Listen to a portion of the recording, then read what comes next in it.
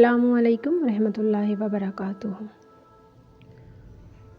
بے شک عورت اس دور کا سب سے بڑا فتنہ ہے۔ عورت شیطان کا بہترین ہتھیار ہے، کیونکہ عورت کے ذریعے سے ہی وہ بے حیائی کو زیادہ جلدی اور آسانی سے پھیلا سکتا ہے۔ عورت کے ذریعے سے ہی وہ زنا کاری کو عام کر سکتا ہے۔ عورت کے ذریعے سے ہی وہ ہر اس آگ کو ایمان والوں کے قریب بھڑکا سکتا ہے جس آگ سے اللہ نے ہر طرح سے اپنے بندوں کو ڈرایا ہے۔ ہم کیوں شیطان کا استعمال کردہ ہتھیار بنے؟ ہم کیوں شیطان کا ساتھی بنے؟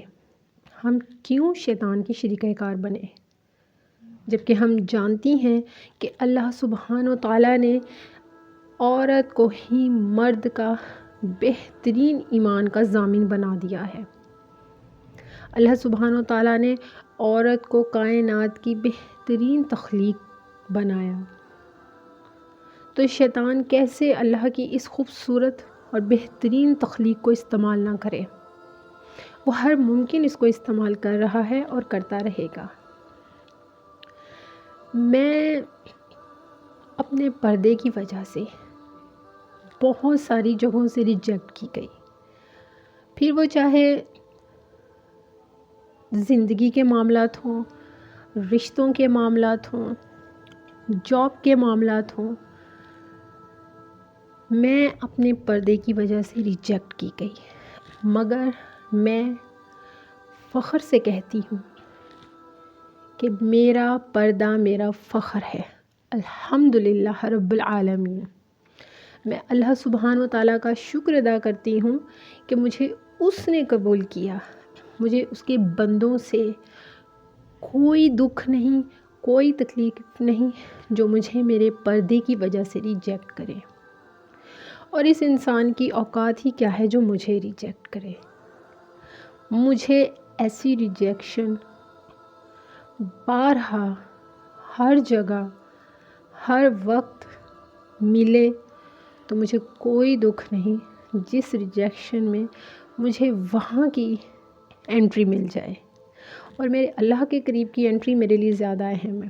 میرے لیے اہم ہے کہ میں شیطان کی شریکہ کار نہیں بننا چاہتی۔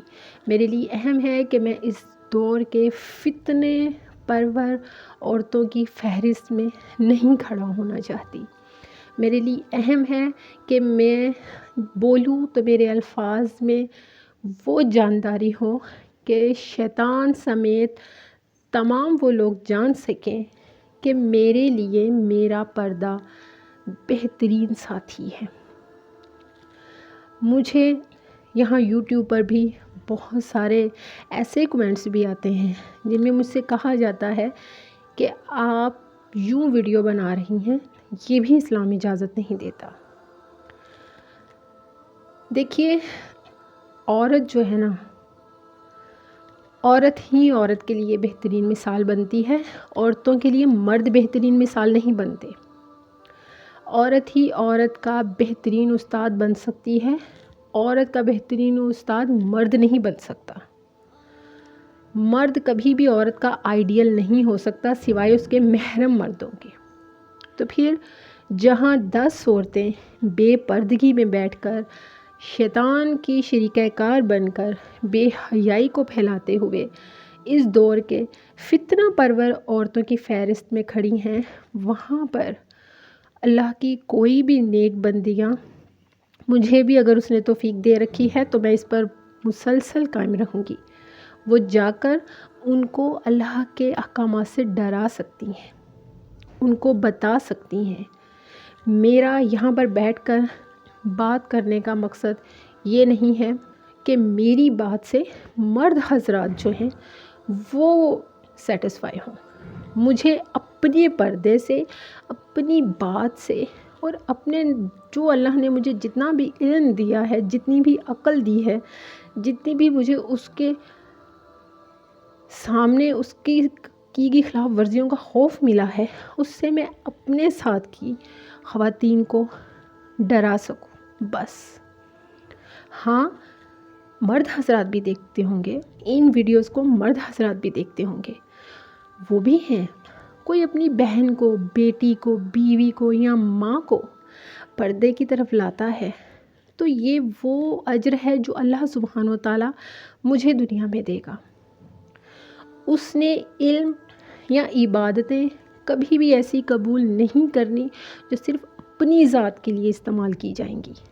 وہ ان عبادتوں کو اور اس علم کو اور اس اصلاح کو بہترین پسندیدہ اعمال کے ساتھ قبول کرے گا جو ہم دوسروں کے کام میں لائیں گے، جو ہم دوسروں کے سامنے لے کے جائیں گے۔